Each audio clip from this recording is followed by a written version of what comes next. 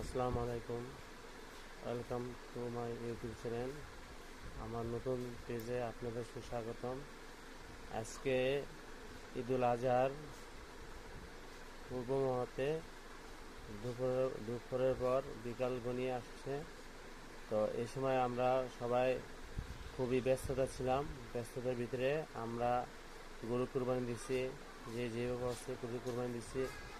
গরু কুরবানি দেওয়ার পরে তারপরে আমরা গরুর মাংস খেয়েছি। তো একটা আনন্দই আলাদা। মুসলমানদের সবচেয়ে দুটা ঈদই সবচেয়ে আনন্দের। তারপরও খুবই মজার জিনিস। হ্যাঁ, তারপর সপরিবারে মিশে খাওয়া দাওয়া, তারপর তাদের সাথে দেখা করা, আত্মীয় স্বজন বাড়িতে যাওয়া, এ আলাদাই আনন্দ। তো এর ভিতরে আমি আপনাদের একটু কিছু টপিক বলতেছি, যার কারণে আপনাদের অনেক ধরনের সমস্যা হতে পারে। তো আমরা যেহেতু গরু মাংস খেতেছি, আল্লাহ তালার